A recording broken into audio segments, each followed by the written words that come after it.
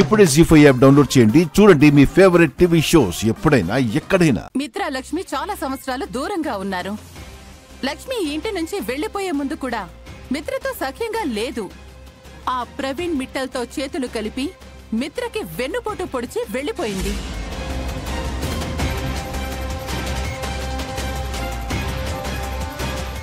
లక్ష్మి అలా ఎందుకు చేయాల్సి వచ్చిందో నీకు తెలీదా మనీషా? మిత్రకన్నీ చెప్పమంటావా? అత్తయ్య గారు, లక్ష్మి వాళ్ళు నీ మీద నిందలేస్తున్నారు. ఇంకా నా గురించి ఆలోచిస్తున్నావా? నిందలు కాదా ఆంటీ, నిజం మాట్లాడుతున్నా. ఏంటా నిజం? జున్ను మిత్ర కొడుకు కాదు అన్నది నిజం.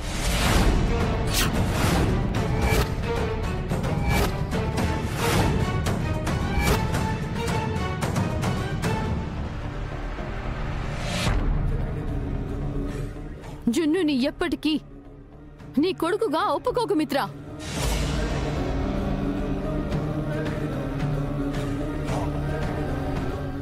అవును మిత్ర, ఈ నందన్ వంశానికంటూ ఒక చరిత్ర ఉంది, ఒక స్వచ్ఛత ఉంది. ఇప్పుడది కలుషితం కావడానికి వీల్లేదు.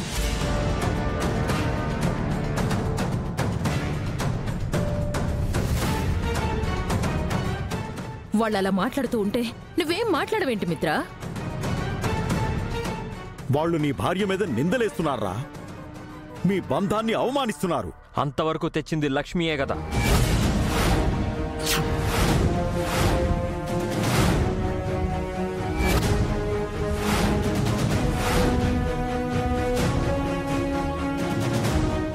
తను నేను కట్టిన తాళిని ఎగతాళి చేసింది.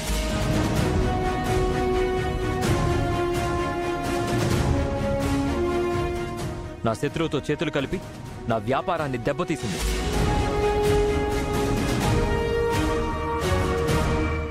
చచ్చిపోయినట్టు నాటకమాడి నన్ను మానసికంగా కృంగదీసింది.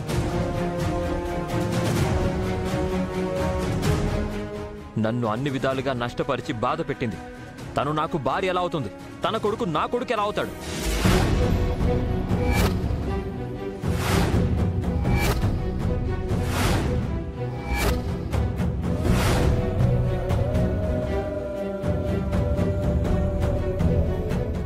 నాకున్నది ఒకటే కూతురు, అది లక్కీ. తను నా రక్తం కాకపోవచ్చు, కానీ తనే నా వారసురాలు. నాకు మరో వారసుడు అవసరం లేదు. మిత్ర,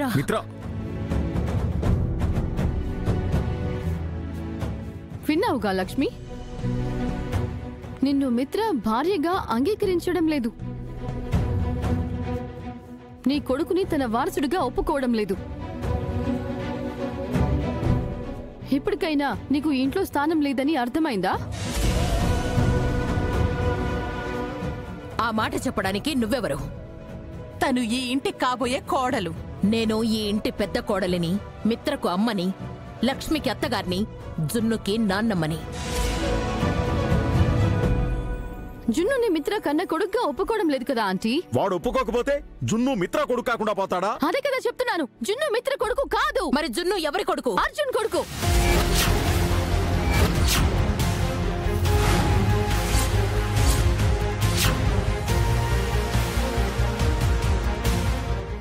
జీ5 యాప్ డౌన్లోడ్ చేసి అన్ని ఎపిసోడ్స్ పూర్తి ఉచితంగా చూడండి.